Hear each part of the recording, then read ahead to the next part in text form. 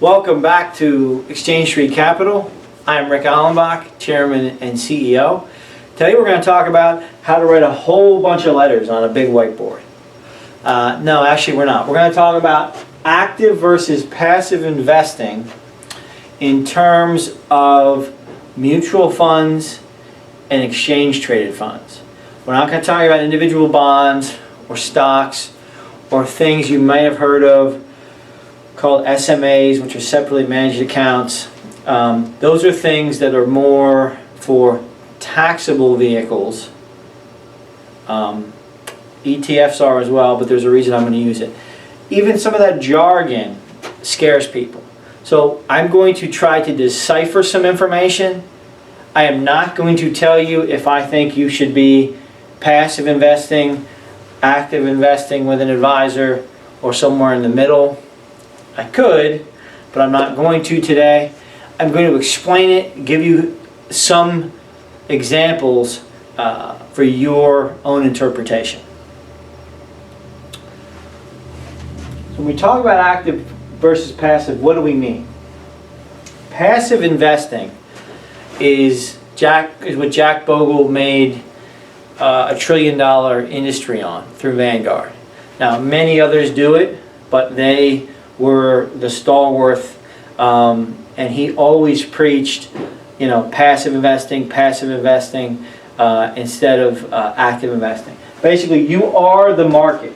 There's no active management per se. There may be managers of the fund or the ETF, someone who has to quarterback it, but you are the index. Whether that's the S&P 500, whether that's the Russell 2000, S&P 600, whatever it is, you aren't trying to beat that market, you're trying to be it. You are going to do whatever the market does, good, bad, or indifferent. The fees are going to be lower because there's no active managers. No one's researching, trying to beat anything. They are the market. Plus, a lot of these companies are massive with huge amounts of assets under management, or AUM. You're going to hear all these acronyms, and what they do, I think, are to scare you into convincing you that you need an advisor. Assets under management are massive. When that happens, you get economies of scale, you get a lower price. That's why if you have mutual funds in your 401k, you're getting a really good price because you're getting, as a retail investor, you're getting the purchasing power of the whole company. Presumably, there's no advisor fees. I say presumably because I've seen in my many years of doing it, being an investor, knowing a lot of advisors, sometimes, I don't see it much anymore, advisors will put ETFs, which we'll talk about, exchange traded funds, what they are in a little while, or passive index funds, and then put them in a wrap account. All they're doing, what a wrap account is, they wrap a fee around an account. They actually charge money for that. They charge money to put you in passive index funds. Shame on them. Shame on you if you're still doing it. There shouldn't be any advisory. This should be on your own. You pick small cap, mid cap, large cap, international indexes. You set it, you forget it, you are the market, right? Over time, the stock market has done very well. Double-digit returns, including Great Depression, 2 World Wars, 9/11, and and what's happening right now with us, right? So passive investing sounds pretty good. So active management. Managers invest to beat the index or category. So they want to beat all the other funds within a given category. So if that's mid-cap value, that's medium-sized companies. So between $2 and $10 billion in market capitalization, and if it's value, it's on the less aggressive side. Blend would be more of a in the middle, obviously, and growth would be, more aggressive stocks. You want to beat the index, so fees are going to be higher because you have an advisor. You have managers in that fund that are researching to beat that index. If there's an advisor involved. So if you hire someone from one of the wirehouses, and the wirehouses are J.P. Morgan, Merrill Lynch, Goldman Sachs, Morgan Stanley, You could be an independent. It could be somebody from your bank. It doesn't make a difference. They're going to put a wrap around active managed funds, and their goal, even after the active managed funds, and we'll get into those fees and their fee, their goal is to beat the given market, beat the index. If advisors involved, additional fees will apply. I have typically 1.25 or 125 basis points, so 1.25% under $1 million. I've actually seen egregious things. I've looked at $10 million proposed portfolios for 110 basis points, which I can't even believe. And that's just, it wasn't for mutual funds, but it was basically a separately managed account. So it's amazing what people, when they don't understand, even when they have a bunch of money, what they're willing to pay for. Again, we're talking about paying for value here. But we still want to understand what the fee structure is. If managed properly and quarterly reviewed, it could do well or better than the indexes. I have this asterisk because quarterly reviews, a lot of them are done internally by advisors or RIAs or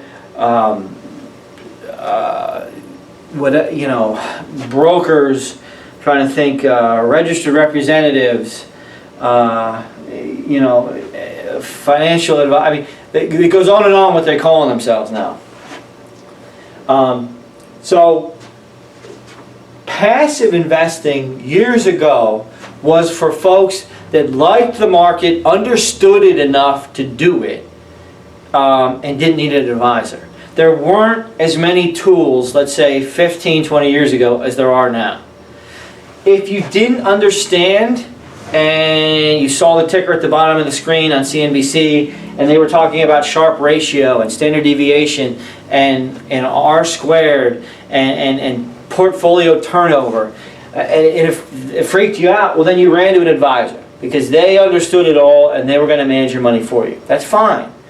That's sort of how that broke down. I will tell you that now, more than ever, the typical mass affluent person with $200,000 rollover IRA or $100,000 in a taxable account. If you look at Fidelity, you look at TD Ameritrade, you look Vanguard, the tools are unbelievable.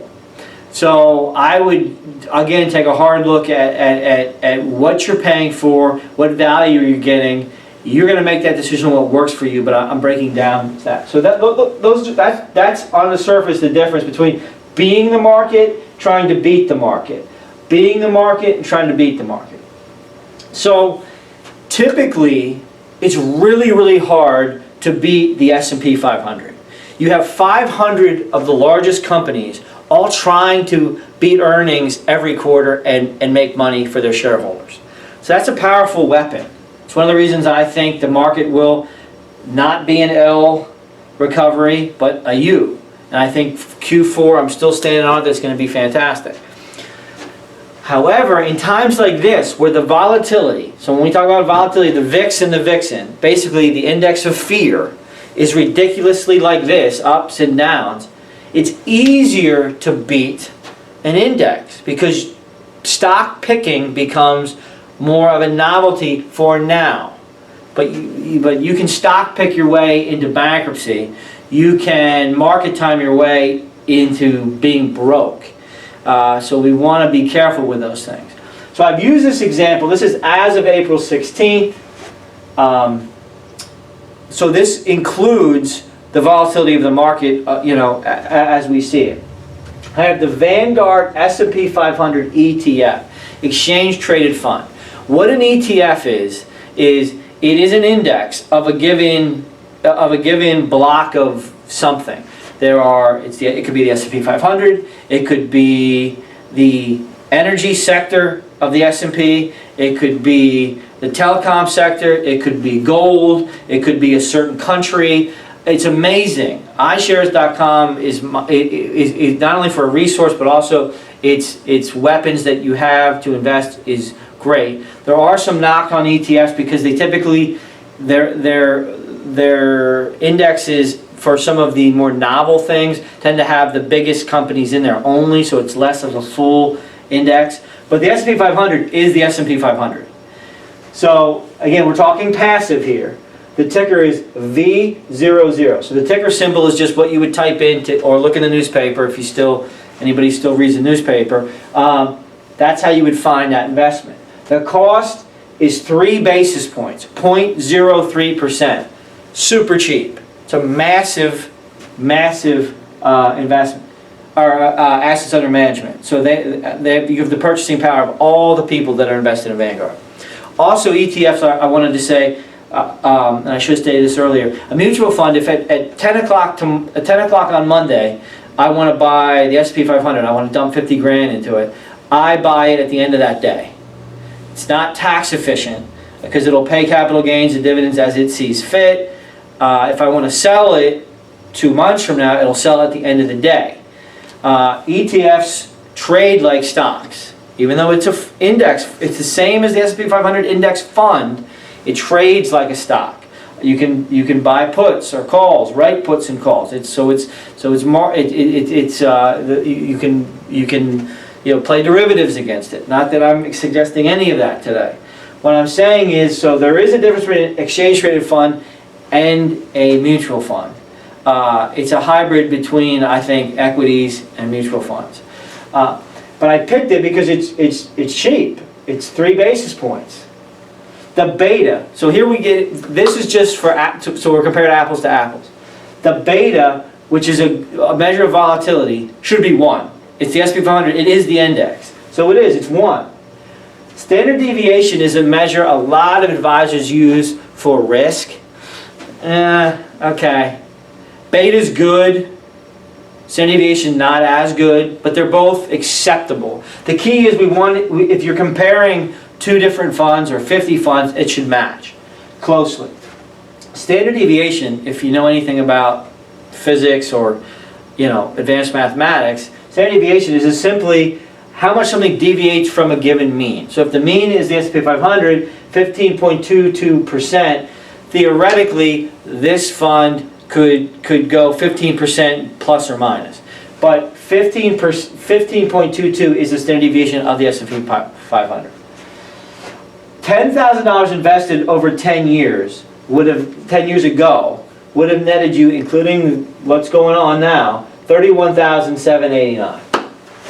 Its 5-year average return per year is 8.85%. That's after the 3 basis points, which is obviously negligible. There would be no wrap fee on it because you wouldn't pay an advisor to put you in Vanguard. What I did was in 20 minutes, I signed on to Morningstar, an independent research company, paid $20 now. For $20 a month, I can do this whenever I want.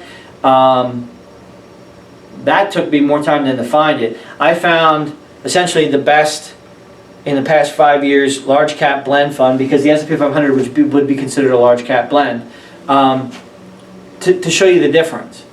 Again, remember, as of April 16th, if I did this as of December 31st, it'd be a different story. But I'm trying to not be biased here. I want to give you the information.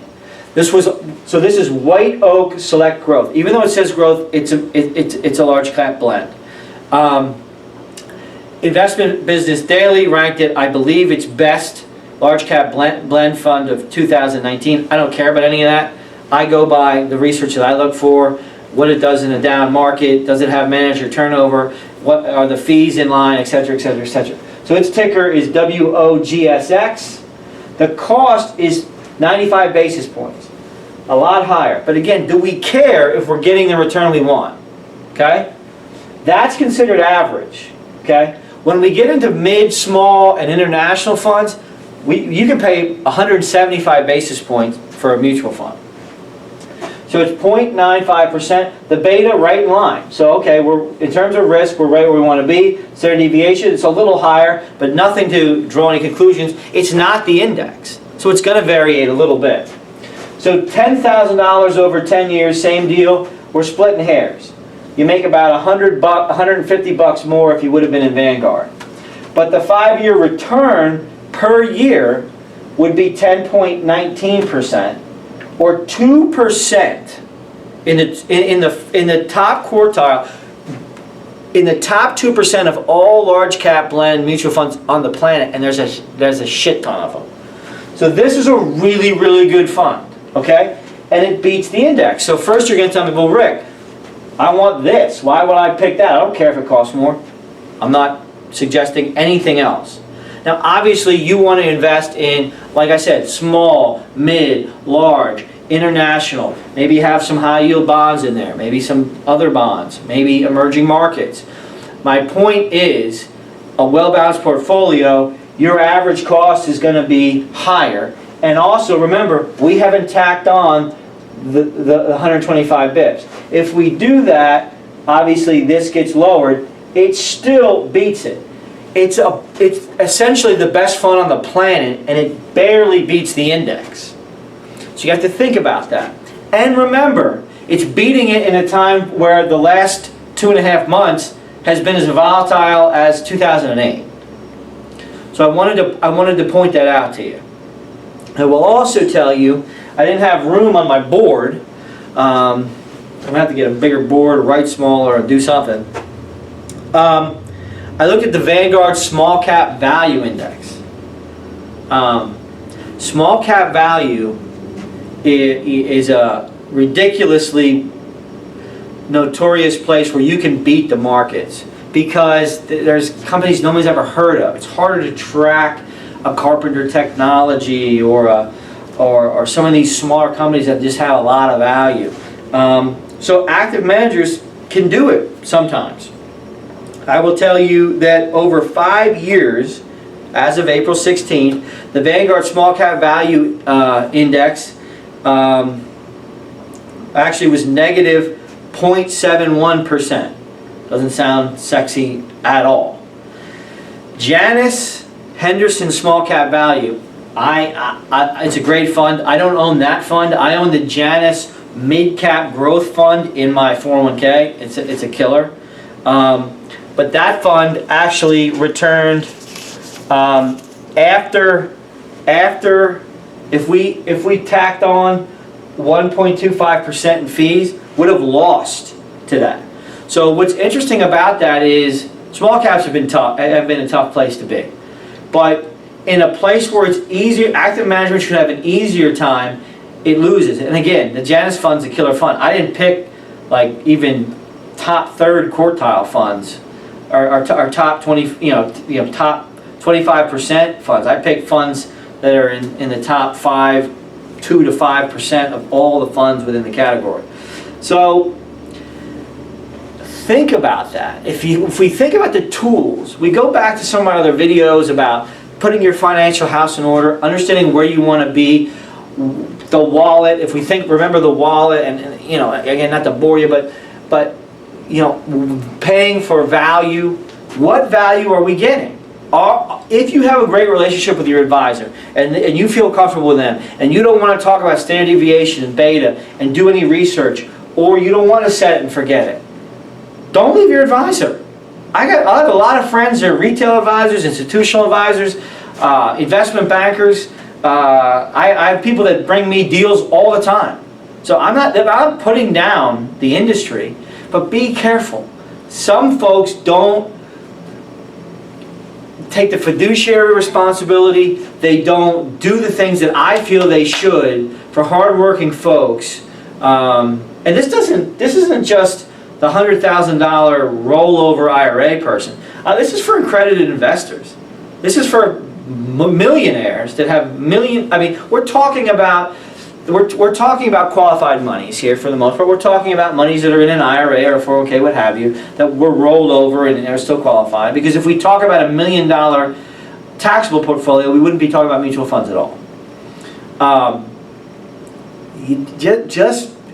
if you're not sure, and you don't know what your fees are, you don't know how bad you're beating the indexes or the markets, or and if they just show you, if advisors just show you, well, we beat the peer group. Okay, show me the index. Well, we just beat the index. Show me the peer group. Make sure show it all.